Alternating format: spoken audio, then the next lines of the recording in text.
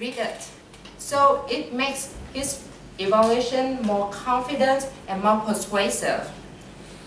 One other thing I love about Hamlet's evaluation is that he started his evaluation with a story about himself. And the story really related to the speaker's speech. So basically, he tried to find a common ground with the speaker so that his evaluation would be more persuasive to the speaker and the speaker would easily absorb the evaluation. And if I could recommend him something to improve, that would be, I think that he would, so give more reason for the speaker to improve herself. So let's say he tried to demonstrate how the speaker stands. So I think it would be better if he would tell her like the reason why he would move more. So because of the movement will make the speaker feel more comfortable with the stage and will make herself or himself be more confident. So that would be very convince the speaker to change. Well, that's about Hamlet. And the second evaluator we have today is Alex Nguyen. Well, to be honest, I really appreciate her evaluation because it's really sincere with every constructive feedback, and she's very detailed from from the speech content to the way that the speaker delivers her speech. So it's not very detailed and helpful for the speaker, but also encouraging. And just one thing that I wish she could have done differently to have the evaluation more effectively.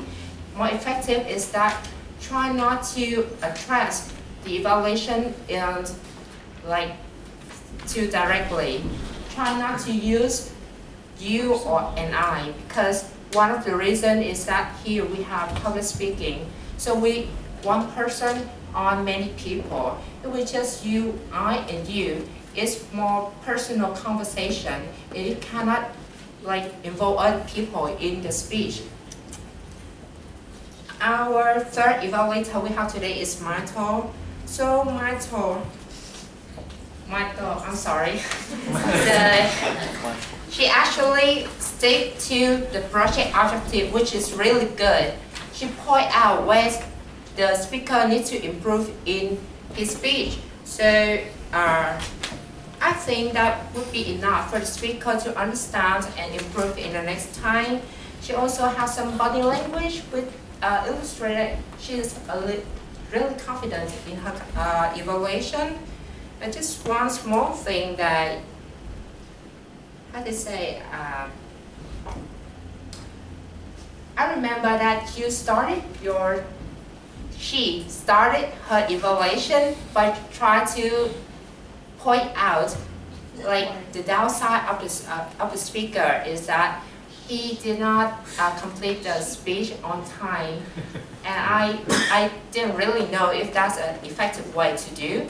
So for most of the case, from the recommendation of many people, so they said that we should open our evaluation with a compliment, so that will make the speaker and the listener will easy to understand and accept our evaluation. So this is just one reference for our evaluator Myrtle to think about. And comes to the most difficult part in my evaluation, Mr. Blair. Well, how can I say about his evaluation? Well, I've actually learned a lot from him from the beginning when I joined Toastmaster until now.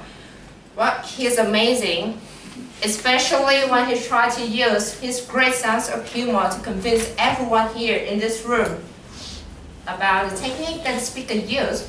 Even though I didn't find it really interesting, but he totally convinced us. It's really interesting. I cannot believe it. How could he do that? He could do that with his facial expression, his body language, his vocal variety, everything. And I think this is so great and so good that for everyone of us here to learn. So just, if I cannot recommend anything, just keep up with the great work. And the last evaluator we have today is Miss Lang An. So got to say that's a good feedback for the speaker to improve. She had very good vocal variety, which can emphasize on each point to improve. And just one thing that when I sat there, I can felt her nervousness that may stop her from trying to approach the speaker, try to speak up more ideas for herself, for the speaker to improve. Maybe that's just one normal thing that every speaker we encounter in public speaking, but I think she could overcome that, try to smile more, and she will get used to the stage. So I've just gone through the evaluation session. Now just quickly go for the grammarian, timer, encounter, and listener. Wow. The first of all, grammarian, I didn't know that we have two different people in this, so there's one person who point out the word of the day and one person who will evaluate the language. So basically, for the first person, Toastmaster Han Wing, I think it would be better if he could help us to have some example in order to use the word splendid more effectively. I wish that he had. And for Toastmaster Han Lam, one thing that she got very good encouragement for everyone to use the word of the day, and great praise for people who had a very good language usage. Just one more thing, maybe this is the first time I think Saigon Toastmaster changed the timing rule. Even the grammar has the time limit. So maybe next time she would keep track of her time more carefully, then she could help us point out where we should improve in our language. The timer, the job is simple but very important in our meeting, especially now. I think our timers today did a great job. They announced the timing rule for each session and kept track of the time very well. For the ad counter, well, how can I say? I don't know you, but you did a great job. He really is responsible for his work. So the report's really detailed and very supportive. And before that, he explained everything for us, for all the first-time visitors to know what his role is and how important to reduce the redundant words and sound in public speaking. Wow, that's good, so keep it up.